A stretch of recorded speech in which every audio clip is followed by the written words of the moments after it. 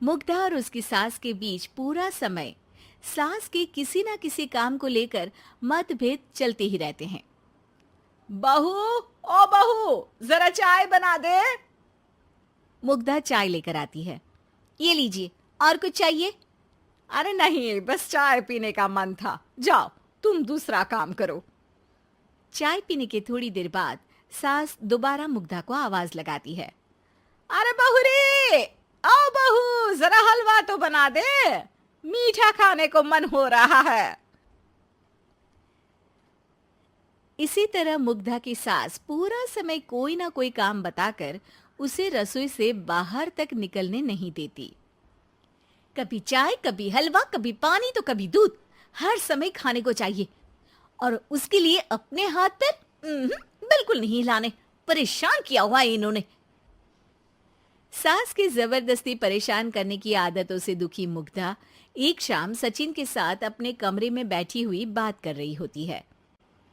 सुनो जी, मम्मी जी की ये जानबूझकर मुझे परेशान करने की फरमाइशों से मैं बहुत फ्रस्ट्रेट हो चुकी हूँ। पूरे दिन में एक सेकंड का आराम नहीं मिलता। रसोई से बाहर कदम रखती नहीं कि बहू ये बना दे, बहुरी वो बना दे। अरे इनकी फरमाइशें चलती ही रहती है। अरे मुग्धा, माँ खाने की शौकीन है, पर उम्र हो चली है, खुद खाना नहीं बना सकती, इसलिए तुमसे बोलती है। अरे तो शौक भी उम्र देख कर रखने चाहिए ना।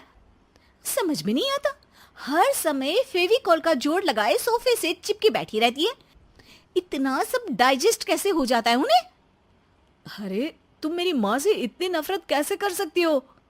मैं उनसे नफरत नहीं करती जी, बस परेशान हूँ। जहां मुग्धा अपने पति से ये सब बोल रही होती है, वहीं उसकी सास भी कमरे के बाहर दरवाजे से कान लगाए सारी बातें सुन रही होती है और अगली दोपहर रसोई में मुग्धा के पास जाती है। बहू, आज ना मेरा कुछ मसालेदार खाने का मन है। तो चाय बना दूं? मुझे बहुत पसंद है। अरे ना, ऐसा कर लिट्टी चोखा बना ले। और हाँ, जितना मसाला बातों में मिलाकर पति को सुनाती हो ना, सब्जी में भी वैसे ही डाला करो, खाना स्वादिष्ट बनेगा। सास की बात सुनकर मुग्धा हैरान रह जाती है। मतलब अब पूरा समय मुझ पर हुक्म चलाने के साथ बंद कमरे में हुई पति पत्नी की बीच की बातें भी सुनती है? अरे बात जब मेरी थी तो सुनने में क्या दिक्कत है? ये कहकर सास वहां से चली जाती है। अरे अब तो हद पार हो गई। इस तरह से तो ये मेरा जीना मुश्किल कर देंगी। मुग्धा सास की हरकतों से परेशान उसका हल सोचने लगती है और इसी तरह कुछ दिन बीत जाते हैं, जिसमें सास का जन्मदिन आता है।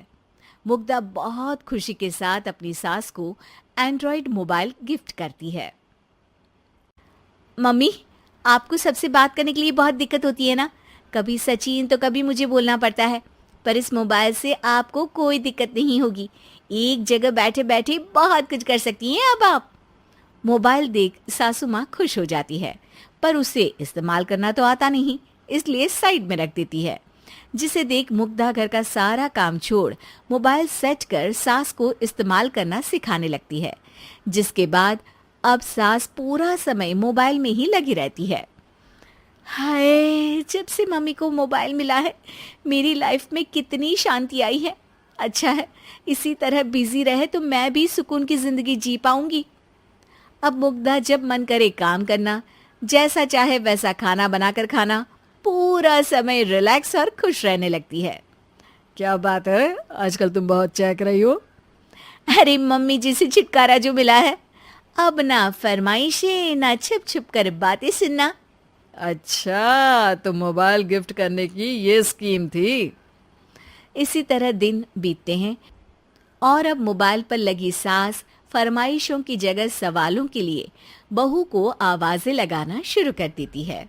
अरे बहू, सुन तो, देख जरा किसी का फोन क्यों नहीं मिल रहा?